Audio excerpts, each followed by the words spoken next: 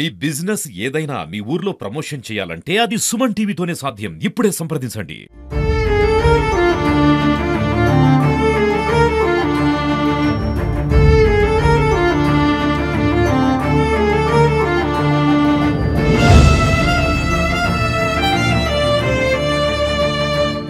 తన కుటుంబీకుల చేతిలోనే తన భర్తను పోగొట్టుకొని పుట్టెడు దుఃఖంతో కన్నీరు మున్నీరవుతుంది భార్గవి. ఇదే భార్గవికి ప్రస్తుతం కేసు విత్డ్రా చేసుకోవాలంటూ కూడా బెదిరింపులు వస్తున్నాయి.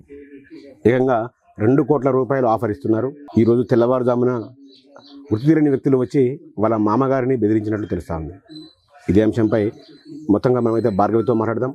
నమస్తే అమ్మ భార్గవి. ఇప్పుడు మీరు కేసు విత్డ్రా చేసుకోవాలని మీకు బెదిరింపులో పాల్పడినట్టు తెలుస్తా ఉంది. ఏంటి అసలు ఎన్ని గంటలకు వచ్చారు, ఎట్లా బెదిరించారు, వాళ్ళు ఏమి మిమ్మల్ని బెదిరించారు? నిన్న మామయ్య గారు అన్నారంలో ఉన్నారు.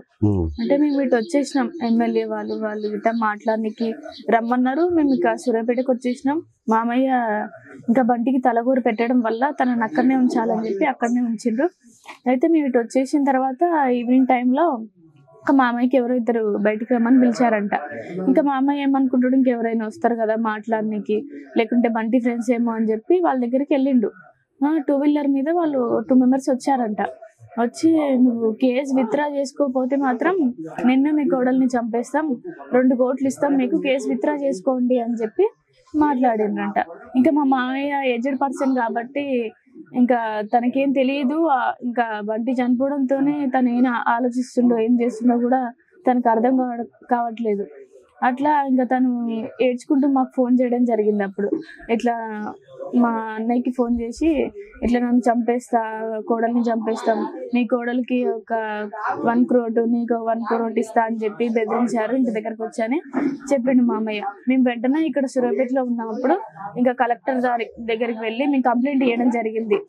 ఇట్లా మాకు వాళ్ళ నుంచి బెదిరింపులు వస్తున్నాయి, మమ్మల్ని రక్షించండి, మాకు ఫాస్ట్ ట్రాక్ కోర్టు ఖచ్చితంగా కావాలి, తొందరగా ఏర్పాటు చేయండి అని చెప్పి కంప్లైంట్ ఇచ్చి మాకు ఏదో ఒక ఉపాధి కలిగించండి అని చెప్పి మాట్లాడిస్తే కలెక్టర్ గారు సరే అని చెప్పి మాట్లాడతామమ్మా, ఖచ్చితంగా మీకు రక్షణ కల్పిస్తాము, మీరు జాగ్రత్తగా ఉండండి, మీ ఇంటి ముందు మేము పోలీసు వాళ్ళని పెడతాము అని చెప్పి మాట్లాడడం జరిగింది కలెక్టర్ గారు. ఓకే, నీ భర్తను చంపింది నీ కుటుంబమే. నీ న్యాయ పోరాటం ఎలా ఉంటుంది? సో నీ రక్త సంబంధికులకు ఎటువంటి శిక్ష పడాలని కోరుకుంటున్నాను మీరు? వాళ్ళకి ఖచ్చితంగా జీవిత ఖైదు శిక్ష పడాలి. ఎందుకంటే ఇప్పుడు ఒక వ్యక్తిని చంపేంత కోపం ఎందుకు ఉంటుంది అంటే, మా పేరెంట్స్ని మేము ఒక రూపాయి ఇవ్వండి, ఒక పైసలు ఇవ్వండి కట్నం అని చెప్పి ఇట్లా బెదిరించడం అవి ఏది చేయలేదు. మా అంతటా మేము ఉంటున్నాము, మా జీవితం మేము గడుపుతున్నాము. వాళ్ళని ఏది ఒక్కసారి కూడా మేము మాట్లాడకపోయేది, వాళ్ళ ఇంటికి కూడా వెళ్ళలేదు, వారు ఊర్లకు కూడా మేము వెళ్ళి తిరగలేదు, ఏది చేయలేదు. వాళ్ళే ఇట్లా ఎస్సీ అని చెప్పి కులాంతర వివాహం చేసుకున్నారు, ఇట్లా అని చెప్పి వాళ్ళకి కులం పిచ్చి బాగా, అట్లా అని చెప్పి బంటిని చంపేయడం జరిగింది. వాళ్ళు మీ కుటుంబీకుల కులం పిచ్చి అంటున్నారు. నీకు నీ భర్తకు థ్రెట్ ఉందని తెలిసి కూడా మీరు ఎందుకు ముందస్తుగా పోలీసులను ఆశ్రయించలేదు? అంటే మేము ఇంకా లవ్ మ్యారేజ్ కదా మాది, ఇంకా పేరెంట్స్ ఎవరైనా కోపం మీద ఉంటారుగా, 1 year తర్వాత ఇంకా వాళ్ళే మాట్లాడతారులే అని చెప్పి మేము ఆల్రెడీ డిస్కషన్ చేసుకున్నాం ఇంతకు ముందే. ఏం కాదులే, ఇప్పటికి ఇంకా కొత్తగా కదా మనం పెళ్లి చేసుకుంది, తర్వాత అయినా మాట్లాడతారులే అని చెప్పి మేము మాట్లాడుకున్నాం. కానీ మరీ ఇలా దారుణంగా చంపేస్తారని చెప్పి ఎక్స్పెక్ట్ చేయలేదు. బంటి కూడా ఇంకా అట్లా అని ఎక్స్పెక్ట్ చేయలేదు. అంటే సూర్యాపేటలో పెళ్లి చేసుకున్న తర్వాత సూర్యాపేటలోని కాపురం పెట్టారు కదా, అసలు అది మీకు ఆ థ్రెట్ అని భయం ఎప్పుడైనా మాకు ప్రమాదమే అనిపించలేదు? ఎందుకు దూర ప్రాంతాలకు వెళ్ళలేదు మీరు? మేము అట్లా ఏం అనుకోలేదు, మరి ఇట్లా చేస్తారని చెప్పి అనుకోలేదు. కోపంగా ఉంటారు కదా ఎవరైనా, పేరెంట్స్ చెప్పకుండా పెళ్లి చేసుకున్నామని చెప్పి, కానీ మరి ఇలా దారుణంగా చేస్తారని చెప్పి అనుకోలేదు. బంటి కూడా అసలు ఎక్స్పెక్ట్ చేయలేదు. బంటి కూడా అన్నాడు, సర్లే నిమ్మలంగా మేము వాళ్ళు మంచోళ్ళే కదా, మనతో కలుస్తారులే అని చెప్పి మాట్లాడుకున్నాం మేము అప్పుడు.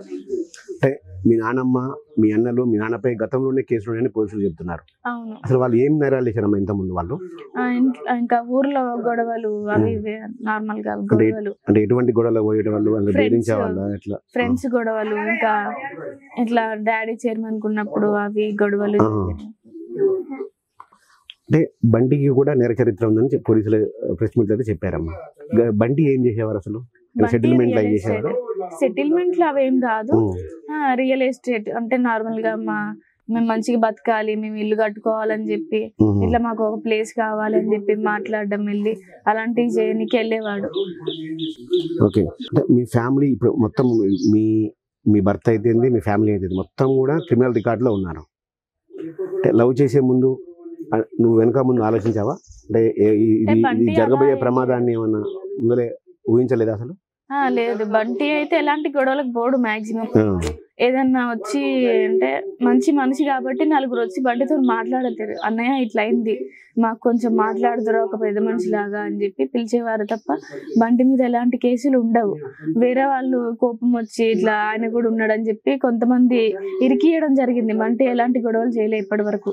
ఓకే, అసలు కృష్ణకు మీకు ఎక్కడ మొదలైందమ్మా ప్రేమ? ఎలా స్టార్ట్ అయింది? 3 years బ్యాక్ నుంచే మేము లవ్ చేసుకుంటున్నాము. ఇట్లా మా ఇంటికి వచ్చేవాడు అప్పుడప్పుడు బంటి, అన్నయ్యతోనే వచ్చేవాడు, పెద్ద అన్నయ్యతోనే వచ్చి ఇంకా తన ఇష్టం ఏందో నాకు ముందు చెప్పేశాడు. కొన్ని రోజులు మాట్లాడిన తర్వాత ఇంకా నేను వెయిట్ చేసా, నేను కూడా ఇష్టం అని చెప్పేసిన. మేమిద్దరం కంటిన్యూ చేయడం జరిగింది. అప్పటి నుంచి ఇట్లా ఇయర్కి కొన్నిసార్లు తెలియడం, అట్లా 3 years వరకు మెయింటైన్ చేసినాం. ఇంకా తెలిసినా కూడా ఇంట్లో నేను మమ్మీ వాళ్ళని అడగడం నాకు బంటే కావాలి అని చెప్పి, లేకుంటే నేను చనిపోతా అనడం, ఇట్లా ఒప్పుకోవడం కూడా జరిగింది. ఇంకా వాళ్ళు ఒప్పుకోవట్లేదు. ఇంకా నాకు చేశాను. అది మందు పొలంలో మందు తాగినప్పుడు అయినా కూడా వాళ్ళు ఒప్పుకోలేదు. అయ్యేసరికి ఇంకా నాకు మ్యారేజెస్ తెస్తున్నారు, ఫిక్స్ చేస్తున్నారు అని చెప్పి నేను బంటికి చెప్పడం జరిగింది. సరే ఇంకా వీళ్ళు చెప్పినా వినట్లేదు, వినిపించుకోవట్లేదు అని చెప్పి నేను ఇంకా బంటి నేను పెళ్లి చేసుకోవడం జరిగింది.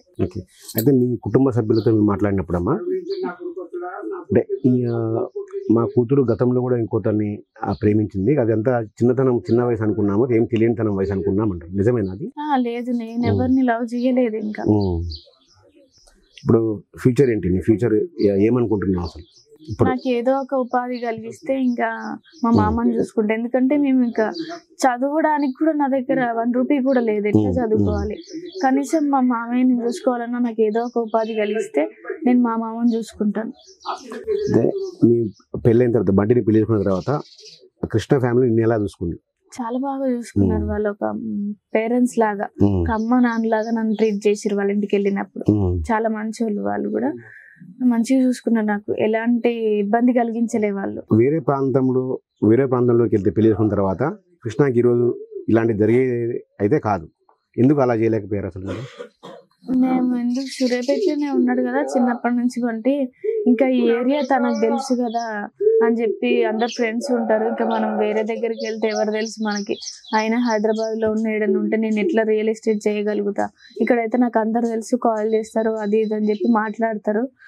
అందుకే ఇక్కడే ఉందాము అని చెప్పి మాట్లాడండి బంటి. అంటే బంటి కూడా ఒక స్టార్ లోకల్ గా, అంటే ఫ్రెండ్స్ మా ఫ్రెండ్స్ నన్ను ఏం చేస్తారని ఓవర్ కాన్ఫిడెన్స్, అంటే ఫ్రెండ్స్ సర్కిలింగ్ ఎక్కువ.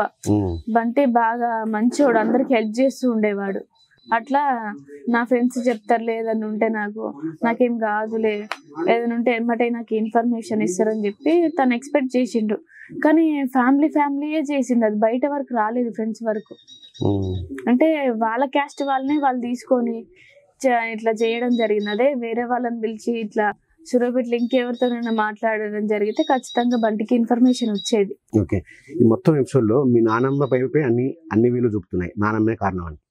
సార్, నానమ్మ నిజంగా రౌడీనా మొదటి నుంచి? అంటే రౌడీ అంటున్నారు అందరూ, అంటే ఆ మనసత్వం ఉండేదా? ఊర్లో పెద్ద మనిషి నాయనమ్మ. ఇంతకు ముందు పంచాయతీలు చేసేది, అందరికి చెప్పేది. మరి మాది ఇలా ఎందుకు చేసిందో తెలియదు.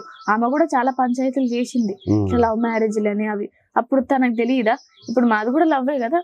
ఆమె పెద్దది కాబట్టి వాళ్ళకి మంచి చెప్పేది పోయి వాళ్ళని బెదిరించడం, మీరేం చేస్తుర్రు అట్లా పోతే అని చెప్పి అట్లా చేయడం మంచిది కాదు కదా. ఒక పెద్ద మనిషి, నలుగురికి చెప్పే మనిషి చెడగొడుతుందా ఇంట్లో? ఇప్పుడు ఫైనల్ గా ఏం కోరుకుంటున్నావు అమ్మా ఇందులో? ఇప్పుడు నువ్వు ఏం చదువుతున్నావు? ఇప్పుడు డిగ్రీ సెకండ్ ఇయర్. గ్రూప్ ఏంటమ్మా? BBA. నెక్స్ట్ మీ ఎడ్యుకేషన్ కొనసాగిస్తున్నావా? ఏంటి నీ లైఫ్ గోల్స్ ఏంటి? అవును, నేను ఏదో ఒక అంటే ఫైనల్ గా అయితే ఇక్కడే సెటిల్ అవ్వదలుచుకున్నావా, లేకపోతే మీ ఇంటికి వెళ్తావా ఏంటి? నీకంటూ ఒక చాలా లైఫ్ ఉంది, ఏం చేయబోతున్నావు? నేను మా పేరెంట్స్ తోనే ఉండను, ఎందుకంటే నా బంటిని చంపేసిరు వాళ్ళు. నేను వాళ్ళతో ఎలా ఉండగలుగుతా? నాకు మా మామ ఉన్నాడు, మా వదిన ఉన్నది, అన్నయ్య ఉన్నాడు, వాళ్ళతోనే నేను ఉంటా. మా మామని నేను చూసుకుంటా. నాకు ఏదో ఒకటి ఉపాధి కలిగించారనుకో, నేను ఆ పైసలతోనే, వాళ్ళు ఇచ్చిన పైసలతోనే నేను చదువుకొని మా మామయ్యని చూసుకొని మళ్ళీ ఆ జాబ్ నేను చేసుకుంటా. ఓకే, కలెక్టర్ గారిని కలిసారా ఉపాధి గురించి కానీ? ఏమన్నారు కలెక్టర్ గారు? నేను చూసుకుంటానమ్మా, మీరు చదువుకోండి అని చెప్పి మాట్లాడారు కలెక్టర్ గారు. ఇప్పుడు బెదిరింపులు వచ్చాయి, సెటిల్మెంట్ చేసుకోవాలని, కేసు విత్డ్రా చేసుకోవాలన్నారు కదా, దీనిపైన ఏమైనా పోలీసులకు ఫిర్యాదు చేశారా? కలెక్టర్ గారికి డైరెక్ట్ చెప్పాము మేము, ఇంటి దగ్గరికి మేము పోలీసులు వాళ్ళని ఉంచుతాము, మీరేం భయపడకండి, మీ దగ్గర ఎప్పుడైనా ఫోన్ ఉంచుకోండి, ఇట్లా షీటింగ్ నెంబర్ ఉండాలి నీ దగ్గర అని చెప్పి పోలీస్ వాళ్ళ నెంబర్ ఉంచుకోండి అని చెప్పి మాట్లాడడం జరిగింది. పోలీసులను పంపించారు ఆల్రెడీ ఇంటికి. చిన్నతనంలోనే భర్తను కోల్పోయి ఇంకా ఆల్మోస్ట్ రేపు 2-3 రోజుల్లో కార్యక్రమం ఉంటుంది, విధవగా మారిపోతుంది. సో నువ్వు సమాజంలో ఉన్న ప్రేమను వ్యతిరేకించే పేరెంట్స్కి ఏం సలహా ఇస్తావు, ఏం మెసేజ్ ఇస్తావు? అంటే ఆడపిల్ల మనసునైనా పేరెంట్స్ అర్థం చేసుకోవాలి ఒక్కసారి, ఎందుకంటే తన మనసులో ఏముందో అర్థం చేసుకుంటేనే కదా తను మంచిగా ఉండేది. సరే మీ మాట వినలేదనుకో వదిలేసేయండి, మీ బిడ్డ కాదనుకోండి, చచ్చిపోయింది అనుకోండి, లేకుంటే అంటే వేరే పేరెంట్స్ వాళ్ళ కొడుకుని చంపేయడం ఎందుకు? నీ బిడ్డని చంపుకోండి, వినకపోతే నన్ను చంపేయచ్చు కదా. ఇప్పుడు వాళ్ళ బంటిని చంపేయడం వల్ల పేరెంట్స్కి ఎంత ఇబ్బంది. సరే నన్ను చంపేస్తే ఇదైపోయేది కదా. బంటిని చంపడం వల్ల ఇప్పుడు మాకు మొత్తం నష్టమే, ఎందుకంటే బంటి ఒక్కడే కష్టపడితే మేము బతకగలుగుతాం. మీ పేరెంట్స్ వైపు ఏం ఆలోచిస్తామమ్మా ఈ విషయంలో? నేను వాళ్ళ గురించి ఏం ఆలోచించట్లేను, వాళ్ళకి ఖచ్చితంగా శిక్ష పడాలి, ఏదో ఒకటి వాళ్ళకి శిక్ష పడేటట్టు పోలీసు వాళ్ళు నిర్వహించాలి అని చెప్పి నేను అనుకుంటున్నాను.